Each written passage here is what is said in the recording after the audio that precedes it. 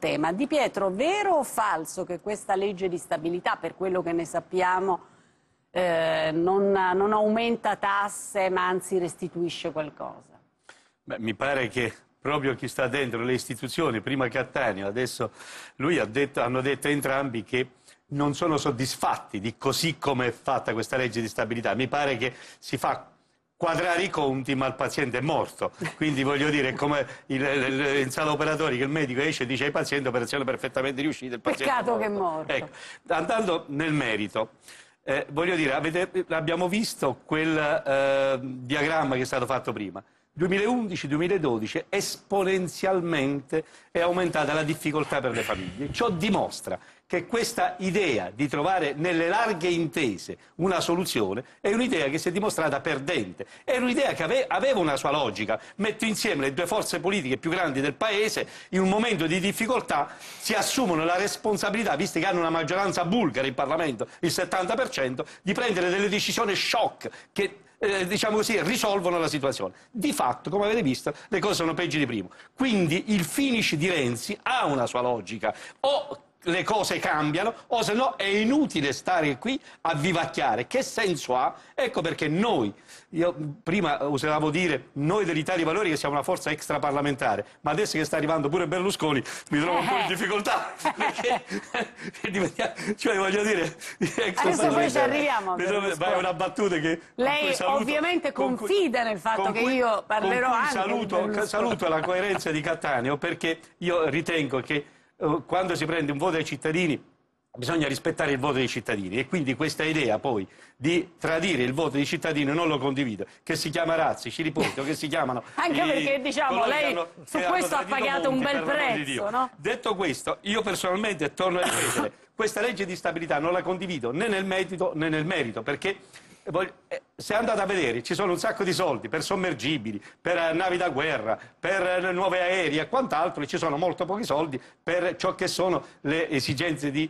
lei ha presentato un libro prima. Più uguali, più ricchi. Ecco, più uguali, più ricchi, ma no, lì il problema è tra equità e uguaglianza, che ce lo faremo spiegare poi da chi l'ha scritto, la grande differenza, perché si può essere tutti uguali, drammaticamente uguali, ma senza equità non si va da nessuna parte. Quindi sotto questo aspetto io condivido anche questa analisi che verrà proposta. Personalmente ritengo questo, che oggi, come oggi, la prima cosa da fare è una nuova legge elettorale, andare a chiedere agli italiani il diritto di dovere di governare. Questa idea di stare al governo forze politiche che hanno un programma totalmente diverso e semplicemente vivacchiare aspettando il Padre Eterno. E l'agenzia di qualche minuto fa c'è il via libera del Senato al voto di fiducia sulla legge di stabilità. Questa sera dovrebbe esserci il voto di fiducia. Di Pietro l'ha sentito ieri Berlusconi a proposito di stabilità? L'ho sentito e mi auguro che fra qualche giorno non lo sentiamo più e ci occupiamo del Paese, non dei problemi di Berlusconi, perché questo è il problema drammatico. Si parla sempre di Berlusconi e della sua sentenza passata in giudicato, nel frattempo però il Paese ha detto che c'ha nuove carte, 7 testimoni. Detto questo, mi perdoni, siccome parliamo a chi ci ascolta, cosa penso io dell'evasione fiscale? Mi interessa rispondere in questo momento, con tutto il rispetto per la soluzione elettronica e quant'altro. Che è una delle strade, perché poi io ne ho chiesto una sola. È una soluzione tecnica che ha il suo rilievo, per l'amore di Dio, non vorrei disconoscere. Io credo che il problema dei problemi in Italia è che c'è chi non paga le tasse, che non sono i più ricchi, ma sono i più furbi, perché tante volte quelli che appaiono più poveri sono quelli che meno pagano le tasse perché ce l'hanno un sacco di nascosti. Quindi le due cose bisogna stare attenti. L'evasione fiscale si combatte in un solo modo: certezza del diritto, certezza della pena, e che quindi no condoni, no indulti, no amnistie, no quant'altro, ma chi fa l'evasore fiscale innanzitutto non può occupare posto nelle istituzioni, perché è un brutto esempio. Se un Presidente del Consiglio, da Presidente del Consiglio, viene condannato in via definitiva per frode fiscale, è benedetto il Signore, non dovrebbe neanche il Parlamento votarle, si dovrebbe vergognare e andarsene a casa, anzi, da qualche altra parte a fare i servizi sociali. Allora, dobbiamo andare in pubblicità. Di Pietro che sia un messaggio accorato, no? Si rivolge ai senatori del... Furbata o accurato, cosa ha detto? Accurato. Ho capito furbata, scusa.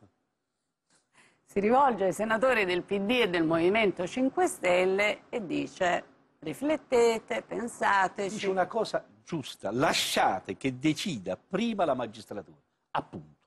ha deciso in via definitiva la magistratura e ha deciso che un signore che ha truffato e ha frodato lo Stato, invece di pagare le tasse, non l'ha pagata addirittura da Presidente del Consiglio. Ha diritto, come ogni cittadino, a un'eventuale revisione, ma non è che uno ogni volta ricorre alla magistratura, anche dopo che è definitiva, e noi dobbiamo stare fermi. Io personalmente ritengo che il Parlamento non doveva neanche entrarci, preso atto che questo signore è stato condannato e c'è una legge che dice che chi è condannato decade dal ruolo di parlamentare, deve semplicemente prenderne atto il Parlamento. Questa idea che, cioè, siccome uno è votato ed è stato eletto da Costa Porcellum, poi per l'amore di Dio, ma è stato votato dai cittadini, questa persona sia diverso dagli altri, io la ritengo una cosa che non ha né capo né piedi. Una cosa è la democrazia, ma la democrazia non è democrazia senza Stato di diritto. Mi spiega tecnicamente la revisione, che tempi ha, come funziona, e quante volte in Italia, per esempio, si è ottenuta la revisione, così a spanne, per capire quanto è plausibile? Lo 0,01%, per l'amore di Dio. Il problema è questo. Se sopravvengono fatti nuovi, faccio un esempio. Io sono accusato e condannato in via definitiva per omicidio perché ho ammazzato mia moglie.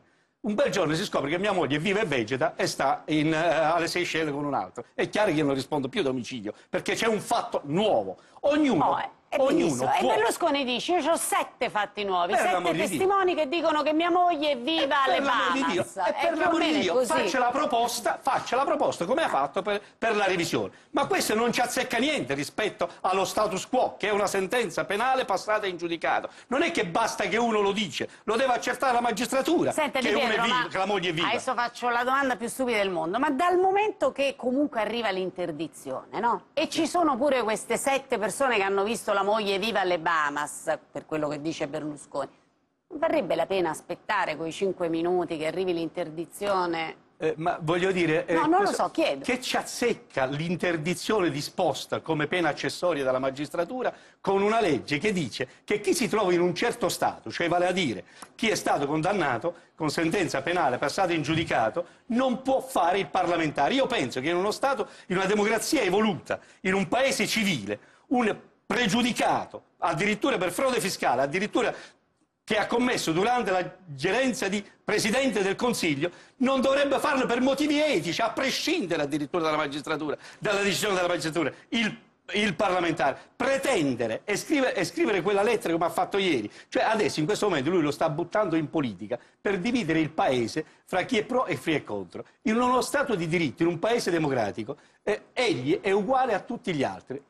La legge si rispetti e la si smetta di pensare che in questo momento dobbiamo pensare a risolvere i suoi problemi giudiziari. Vada dal giudice, chiede la revisione, faccia come tutti i cittadini, ma intanto noi, a cominciare dal Parlamento e dal Governo, occupiamoci da tutte le famiglie Brambilla che stanno morendo di fame. Allora, Cattaneo, andiamo in pubblicità. Non so se voleva dare un telegramma di Pietro. Letta deve essere più preoccupato di Renzi o di Berlusconi? Ma io personalmente dico che è vero, il governo sta prendendo in giro i cittadini e questa legge di stabilità lo dimostra. Quindi è inutile che andiamo a rinviare. Si faccia questa legge elettorale o la Corte Costituzionale lo decide e lasciamo che siano i cittadini a scegliere da chi essere governato e chi chiamare a responsabilizzare nel caso governi male. In questo momento ognuno dà colpa all'altro. Il risultato è che chi sta male sono solo i poveri cristi che aspettano a fine mese. Pubblicità, però ho capito che domani la manifestazione è convocata in contemporanea con la votazione in Senato ed è convocata per quel preciso motivo, perché c'è il voto sulla decadenza di Berlusconi. Però magari ho capito male, mi aiuti lei?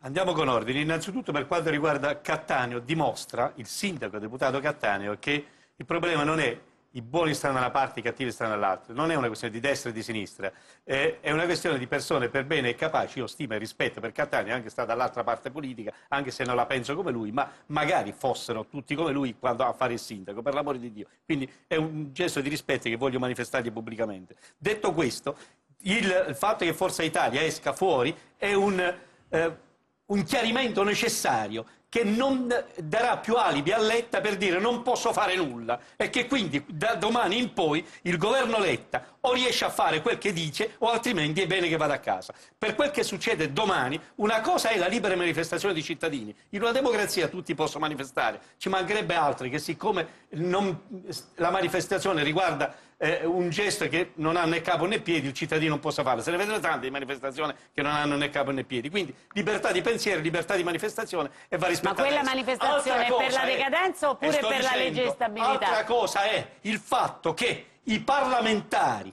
che Silvio Berlusconi pretenda per sé un atto di fiducia, nel senso che la legge per sé non deve essere applicata e che addirittura mette in mora il capo dello Stato, mette in mora il Parlamento a dover fare un atto a suo favore. Questo a mio avviso è un atto eversivo, è un vero colpo di Stato se fosse in una situazione in cui Forza Italia sarebbe maggioranza del Paese. Ecco perché io ritengo che mai come in questo momento domani si debba porre fine a questa telenovela di Berlusconi che da 20 anni ha scelto la terza via. La prima via era quella di affidarsi alla magistratura, la seconda era quella craxiana di fare il latitante, la terza via era quella di invece andare a San Vittorio, andare a Montecitorio, farsi una legge per non farsi processare. È la berlusconata maniera. Basta con queste idee delle leggi ad personam.